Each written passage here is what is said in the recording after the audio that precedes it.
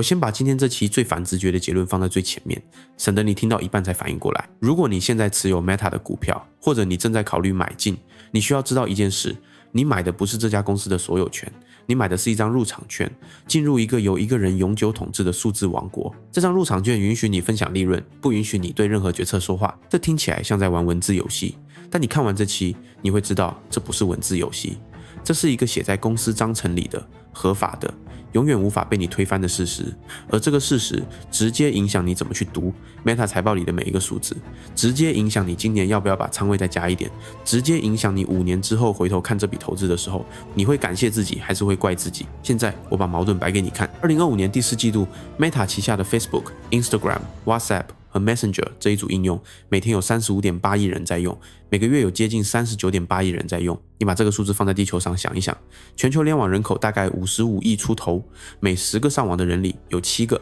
每个月至少打开一次 Meta 旗下的某一个应用。你身边那些从来不聊股票的朋友，你父母的朋友，几乎都在这 39.8 亿里面。这已经不是一家公司的体量，你日常生活里依赖的电、水、路、网，然后才是 Meta。 你可以1个礼拜不打开任何一个购物 App， 但你很难1个礼拜不被某一个 Meta 旗下的应用碰到一次。它更接近一个基础设施层，而不是一家科技公司。但同一家覆盖近40亿人的公司，最终拍板的人只有一个，这个人在 Meta 的经济权益大约只有 13%到14%。他在董事会里没有真正的制衡，他不需要任何人同意，可以决定这家公司明天往哪个方向走。你现在应该感觉到一个问题悬在那里了，一家公司大到这种程度，怎么可能由一个持股不到 15% 的人完全说了算？你直觉上会想，剩下那 86% 的股东在哪里？他们就没有声音吗？答案写在 Meta 的招股书和年报里，写得清清楚楚，一点都不长。Meta 发行的是双层股权，你在交易软件里能买到的是 A 类股每股1票，还有一类股票叫 B 类股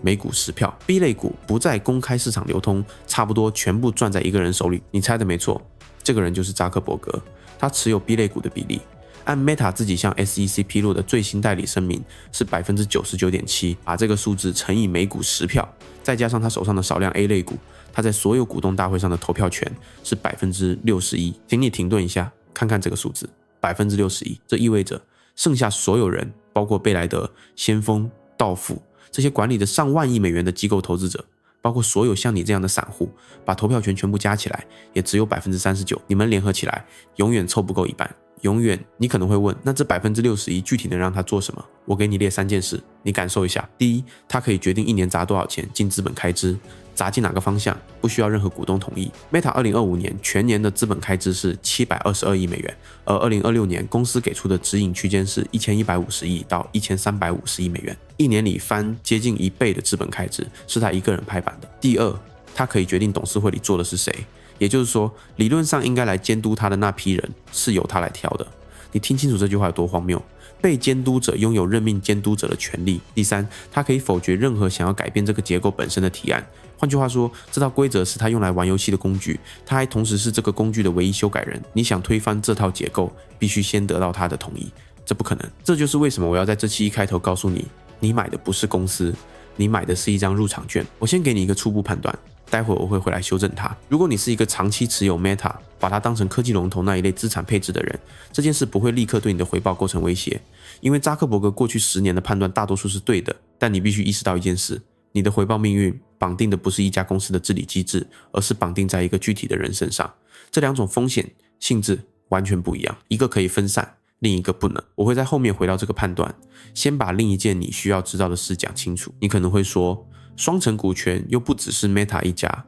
谷歌也是。这话没错，但你把2家公司的细节比一比，你会发现一个更让你不舒服的事实。谷歌当年上市的时候，拉里·佩奇和谢尔盖·布林给自己留的也是 B 类股，每股10票。你买的是普通的1票1股，两人合计的投票权大概在50%左右。他们在2019年同时辞去了运营职务，把日常管理交给了桑达·皮查伊。你注意一下这件事，佩奇和布林辞职了，但他们的投票权1票都没少。也就是说，谷歌的股东哪怕不喜欢现任 CEO， 你也罢免不了他，因为那2个已经不再上班的创始人依然在投票上压着所有人。你以为自己投了1票，其实那1票永远到不了能改变结果的那一边。把这个结构放回 Meta， 你再看一遍，扎克伯格不仅没有辞职，他还同时是 CEO 和董事长。也就是说，在 Meta 这家公司里，提议事情的人和拍板的人是同一个，监督这个人的人还是这个人？你想找到一个能对他说不的角色，结构上根本不存在。谷歌的故事告诉你的是，一旦双层股权写进章程，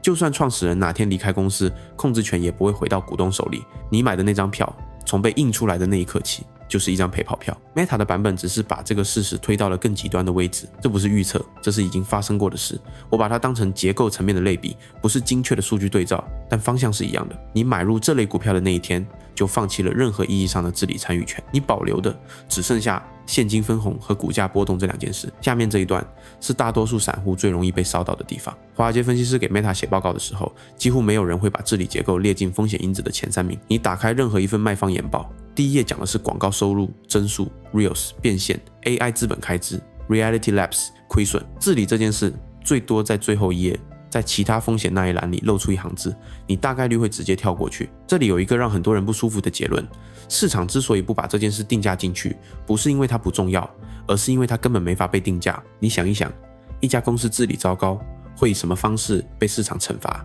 通常是出事之后，管理层做了一个所有人都反对的决定，股价在1个季度里跌掉 20%， 这个时候市场才会回头说，原来这家公司的董事会一直是个橡皮图章。在那之前，没有人会因为理论上可能出事就提前把估值打下来。这就是为什么治理风险永远是后置的、突发的、不连续的。你账户里看到的每一个新高都没有提前替你扣掉这部分风险，而你作为散户，通常在哪一刻被烧到？通常是在某一个周一的早晨，你打开手机刷新闻，看到 Meta 宣布把今年的资本开支再加几百亿美元砸进一个你听都没听过的项目，股价瞬间跌 10%。你打开评论区，发现没有任何机构股东可以阻止这件事。你回头再去翻你前2天看的那篇研报，那篇研报当时给出的目标价比现价还高 30%， 你会发现那篇研报里关于资本开支的假设和今天这个新数字差出1倍。但写报告的分析师不会给你打电话道歉，他们只会在下一周悄悄出一份下调评级的报告。那个时候你已经亏完了，那个时候你才会真的明白 61% 这个数字不是一个治理冷知识，是你账户里那笔亏损的根本原因。你之前看的所有研报都没告诉过你，不是因为他们不知道，而是因为告诉你这件事对他们没有任何好处。机构投资者不是不知道这件事，他们比你更早知道。你去翻贝莱德、先锋、道富这几年提交的代理投票记录，你会发现他们几乎每年都在 Meta 的股东大会上投票支持取消双层股权或者分离董事长和 CEO 职务这类提案。每一次这些提案在非内部股东里都拿到了多数票，每一次你都能看到结果，又被扎克伯格那 61% 的投票权直接否决。你看到的是一种已经持续了10年以上，每年都在重演的剧本。你今年看到的提案和5年前的提案措辞都差不多，结果也都一样。机构在这件事上是用脚投票的，他们一边持有 Meta， 一边在治理层面持续表达反对。这是一种很微妙的姿态，他们留在牌桌上，但他们在文件里留下了我们反对过的记录。等到哪天事情真的出问题，他们可以拿这份记录去对自己的客户交代，我们早就警告过，但我们没法改变它。你听明白这句话的含义没有？机构在为未来某一天的甩锅做准备，而你大概率没有这个准备。散户跟机构最大的差别就在这里，机构清楚这是一个不会修复的结构性问题，他们的应对是把 Meta 当做一个治理风险已知但短期回报够好的资产，配置一定比例，不超配。你和他们的差别不在于谁更聪明，而在于谁更早看到这一层。而你打开社交媒体看到的全是 Meta 又一次大超预期，你脑子里想的是我是不是该重仓？机构和你在同一个时间点看到同一条新闻，做出的动作可能是反的，机构再减一点，你再加一点，等到事情真的出现转折，你跑得比机构慢2步，那2步的代价通常是 15%到20% 的回撤。我现在回到前面那个初步判断，把它修正一下。我刚才说扎克伯格过去10年的判断大多数是对的，这句话本身没错，但你必须再往上叠一层，他对的那些判断包括2012年收购 Instagram， 2014年收购 WhatsApp， 2021年 all in 短视频对抗 TikTok， 每一次都是他用 61% 的投票权强行压过其他股东反对的情况下做出的。也就是说 Meta 今天能站在这里，恰恰是因为这套治理结构允许一个人不被打断地做长期赌注，这是一个让你非常难受的悖论。你讨厌的那个结构，正是 Meta 过去成功的根本原因。你不能一边享受这个结构带来的回报，一边假装这个结构不存在。但你也要看到这枚硬币的另一面，同样是这套结构，今年正在让扎克伯格把超过700亿美元砸进 AI 和数据中心，明年还要把这个数字推到1150亿美元起步，砸进个人超级智能这个目前没有任何人能验证回报周期的方向。如果这次他赌错，没有任何机制可以让它停下来，没有任何机制可以让它对你这样的股东负责。你买的是一个胜率很高，但下注规模没有上限，而且没有止损按钮的赌徒。这个比喻一点都不夸张，你需要把它当成你持仓决策里的一个常驻变量，把视角再拉远一点。Meta 不是孤立，今天美股科技板块里最大的几家公司，谷歌、亚马逊、Meta，以及一批刚上市不久的 AI 相关公司，几乎全部采用了某种形式的创始人控制或双层股权结构。你作为散户进入美股科技龙头这个赛道，意味着你必须接受一个事实：这个赛道里股东民主基本上是不存在的。你再把这个事实和今天整个 AI 军备竞赛叠在一起看，每一家这样的公司今年都在做相似的事情，把现金流的大头砸进 GPU、电力、数据中心、模型训练，每一笔这样的投入都需要一个不被股东打断的拍板者。市场恰恰是因为这一点，反而对创始人控制型公司给出了更高的容忍度。你会发现一个反常的现象，治理越糟糕 CEO 权力越大的公司，在这一轮 AI 叙事里反而跑得越前。你能做的不是改变这个结构，而是把它纳入你自己的定价模型里。一只治理结构允许创始人无限下注的股票，和一只治理结构有制衡的股票，理论上不应该用相同的估值看，可现实里市场给前者的估值往往还更高，因为市场相信远见创始人溢价，这就是风险后移最经典的样子。你今天为这份创始人远见付出的溢价，是一个未来某一天才会出现的账单，账单什么时候来没有人知道，但一定会来，而且一定是寄给你这个普通股东，不是寄给那个创始人。我现在把最终的可执行的判断给你，我会按4种人分开说。